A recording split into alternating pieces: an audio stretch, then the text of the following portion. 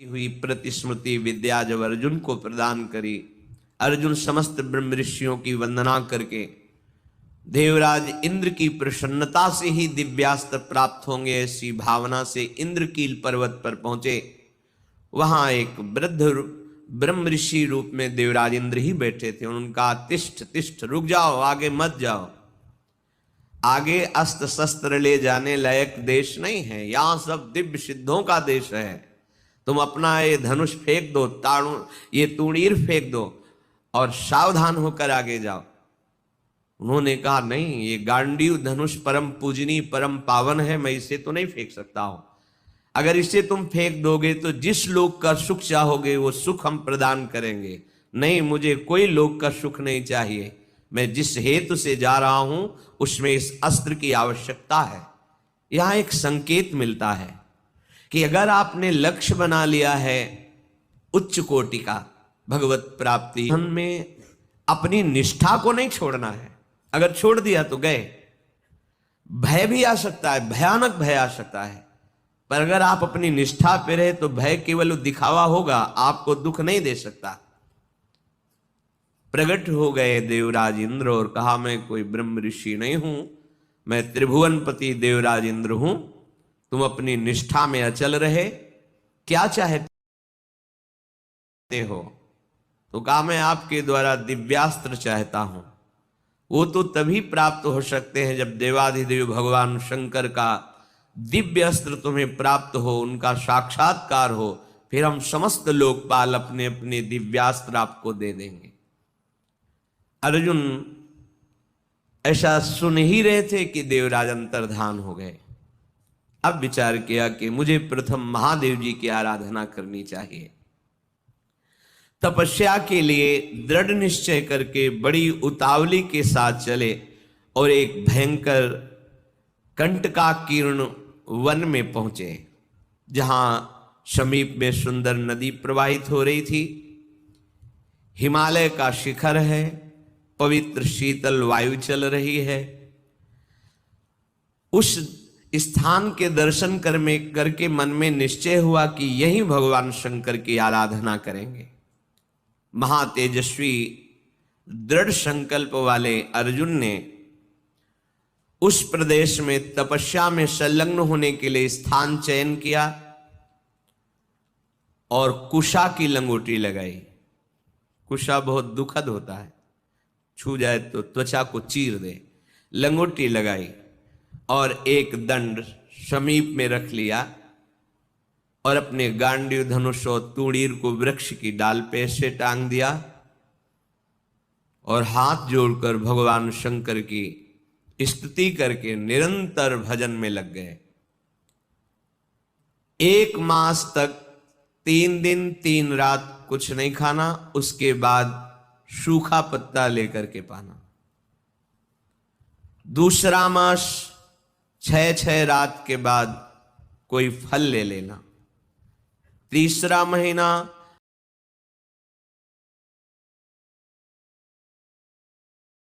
दोनों भुजाएं उठाए हुए,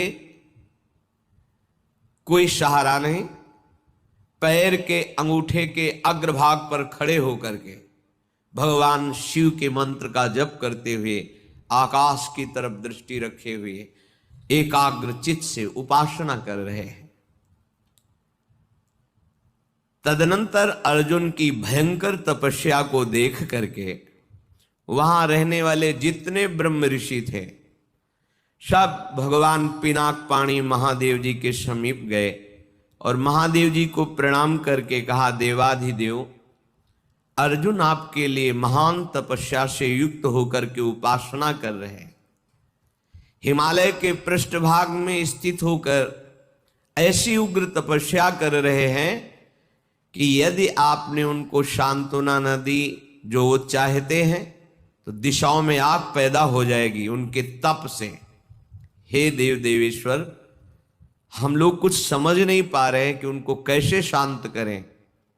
वे अपनी तपस्या का संताप प्रकट कर रहे हैं।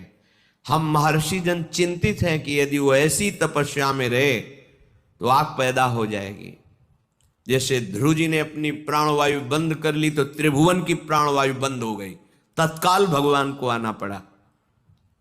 पवित्र चित्त वाले इन महर्षियों की जो सदा सबको सुख देने में तत्पर रहते हैं, उनकी बात सुनकर भगवान देवाधिदेव महादेव ने कहा, महर्षियों, मुझे पता है, तुम विषाद मत करो। अर्जुन की तपस्या किसी को कष्ट देने के लिए नहीं है। अर्जुन के मन में जो संकल्प है वो मैं जान रहा हूं। वो किसी लोकांतर के भोग की इच्छा से तपस्या नहीं कर रहे हैं। उन्हें जो पाना है वो मैं प्रदान करूंगा। तुम सब शांत चित्त होकर अपने अपने भजन में लगो जाकर।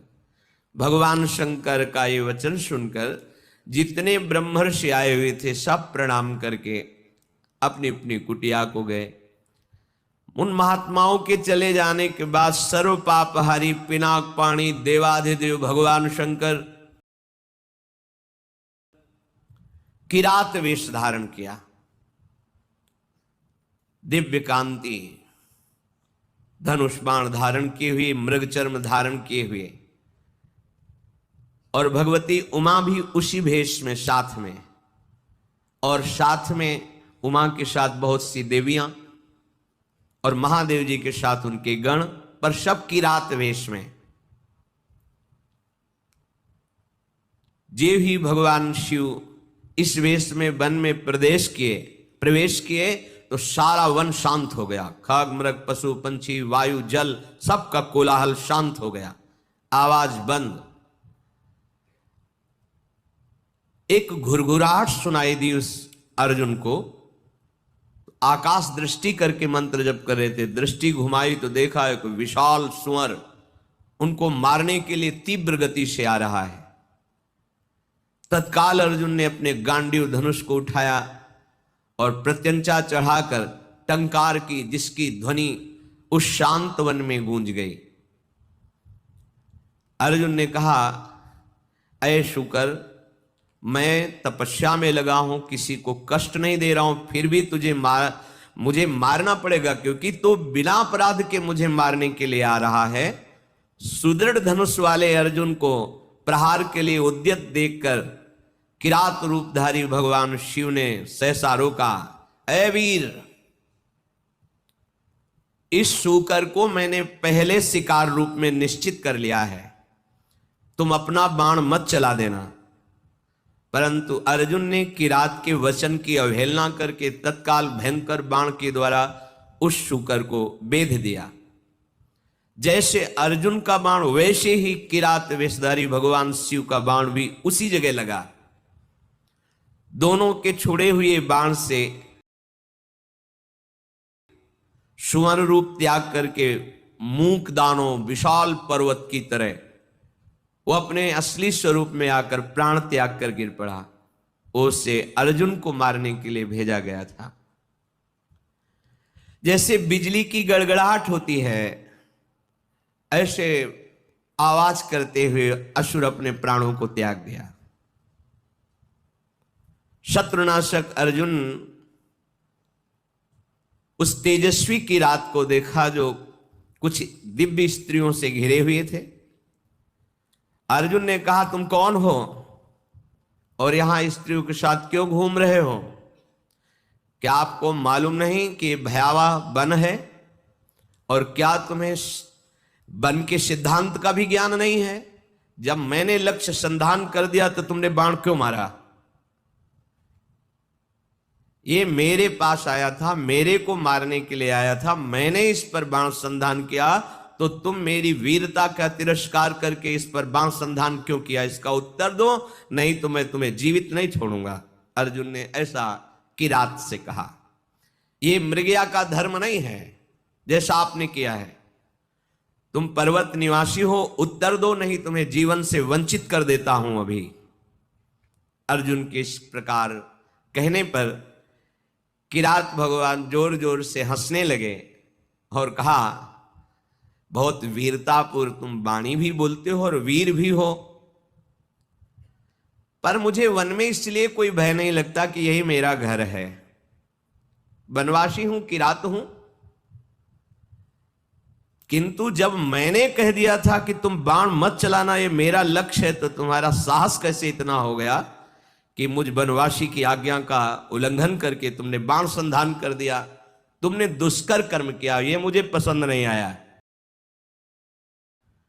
किरात वेशधारी भगवान बोले, मैंने पहले रोका था और बाण संधान करके मैंने मारा है, और तुम मेरे सामने वीरता की बात करो, इसलिए लगता है कि मुझे तुम्हें दंड देना पड़ेगा।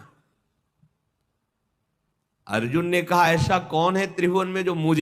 सारी बाण वर्षा व्यर्थ देखकर अर्जुन को बड़ा आश्चर्य हुआ और कहने लगे, धन्य है किरात, धन्य है। वास्तविक मैंने ऐसा वीर नहीं देखा तुम्हारे जैसा। हिमालय शिखर के समान तुम निश्चल खड़े हो और महाप्रचंड गांडीव धनुष से छूटे हुए बाण तुम्हें तनिक व्याकुल नहीं कर पाए। शास्त्रों बाण संधान किया पर तुम्हें खरोच नहीं हुई। एकमात्र मेरे आराध्य देव भगवान पिनाकपाणी शिव के सिवा कोई दूसरा ऐसा नहीं हो सकता कि जो हमारे गांडीव धनुष की चोट सह जाए बाणों की। और यदि तुम रुद्रदेव से भिन्न हो तो अब मैं जितने मंत्र जानता हूं, अस्त्र जानता हूं, सबका प्रयोग करके तुम्हें नष्ट कर दूंगा। अर्जुन ने जैसे आग्नेय अस्त्र मिले हुए थे, उन सब अस्त्रों का प्रयोग भगवान शिव पे किया। सैकड़ों दिव्य अस्त्रों का प्रयोग किया, पर सब अंतर्धन जाकर के शांत हो जाते हैं। भगवान किरात वेशधारी हंसते हुए बोले, और करो, और बाणों का संधान करो। अर्जुन ने देखा अब तुणीर में एक भी बाण नहीं रह गया, तो उन्होंने विचार किया कि भगवान अग्निदेव जी के द्वारा ये दिए हुए खांडोप्रस्थ जलाने के लिए तुणीर थे, इनका अक्षय शब्द नाम है, अर्थात कभी खाली ही नहीं होंगे। तो कर तुम अकर तुम अन्यथा कर तुम सर्व समर्था सा ईश्वरा, देवों के भी देव महादेव, एक भी बाण तुणीर में नहीं बचा। त्रिभुवन में कौन वीर है जिसकी भुजाओं में आकर मैं निकल ही नहीं पाया, जिनके प्रहार से मेरे अंग अंग शिथिल हो गए। किरात रूपधारी भगवान शिव के चरणों में अर्जुन पड़े हुए, भगवान शिव ने अपनी महान भुजाओं से उठाया। सर्व पापहारी भगवान भव अर्थात महादेव बहुत प्रसन्न हुए और गंभीर वाणी में कहा, अर्जुन कोई ऐसा है ही नहीं तुम्हारे जैसा वीर जो मेरी भुजाओं के प्रहार को सह सके। तुम्हारा पराक्रम, तुम्हारा शौर्य, तुम्हारा धैर्य अद्वितीय है, मैं बहुत प्रसन्न हुआ। मेरा स्पर्श सबको सहज में नहीं प्राप्त होता है, मेरा स्पर्श प्राप्त हो गया। अब तुम्हारा शरीर दिव्य है, अब तुम इसी शरीर से जिस लोक में चाहो जा सकते हो। तुम्हारा तेज कोई सह नहीं सकता है, आज से तुम्हारा पराक्रम अद्वितीय है। महाबाहो मेरी ओर देखो और प्रसन्न हो, देखो मैं तुम्हें दिव्य दृष्टि देता हूं, तुम मेरे स्वरूप को देखो। भगवान शिव ने जब ऐसा कहा तो अर्जुन के सामने अब किरात रूप नहीं, देवाधिदेव महादेव जो किरात वेश में स्त्री स्वरूप में साक्षात त्रिभुवन सुंदरी अंबा और उनकी दासियां और भगवान शिव के गण, बार बार अर्जुन जी ने पूरे शिव परिकर को प्रणाम किया और कहा, तुम युद्ध में अपने शत्रुओं पर जो विजय चाहते हो तो आज के बाद कोई देवता भी तुम्हें परास्त नहीं कर सकता। मनुष्यों की तो बात जाने दो, मैं तुम्हारे हृदय की बात जानता हूं, तुम मुझसे क्या चाहते हो। लो विश्व विनाशक पाशुपतास्त्र मैं तुम्हें प्रदान करता हूं। ये वो अस्त्र है जिसको कोई भी अस्त्र कुंठित नहीं कर सकता और एक क्षण में पूरे त्रिभुवन को भस्म करने की सामर्थ्य मेरे इस अस्त्र में है, पाशुपतास्त्र।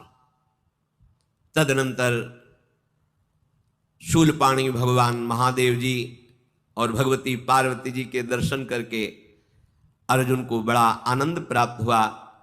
साष्टांग पृथ्वी पर लेटकर प्रणाम किया। अर्जुन बोले, हे जटाजूटधारी सर्वदेवेश्वर देवाधिदेव महादेव, भग देवता के नेत्रों का विनाश करने वाले नीलकंठ, आपके मस्तक पर जगत पावन करने वाली गंगा जी विराजमान हैं। प्रभु समस्त कारणों के परम श्रेष्ठ कारण आप हैं, लज्जा से युक्त हो गया हूं। मैं आपके ही दर्शन की इच्छा लेकर इस महान तप से युक्त हुआ था। हे देव देवेश्वर, संपूर्ण जगत आपकी वंदना करता है और मैंने आप पर प्रहार किया, फिर भी आप प्रसन्न हैं। नाथ, मुझे बहुत अंदर से लज्जा आ रही है। मैं आपकी शरण में हूं, मेरी धृष्टता को क्षमा कर दीजिए। महातेजस्वी भगवान वृषभध्वज ने अर्जुन का हाथ पकड़ा और हंसते हुए का अपराध थोड़ी है, कोई मैं शिव रूप से तुम्हारे सामने थोड़ी था, मैं तो किरात रूप से था, तुम्हारा कोई अपराध नहीं, वीर का यही धर्म है।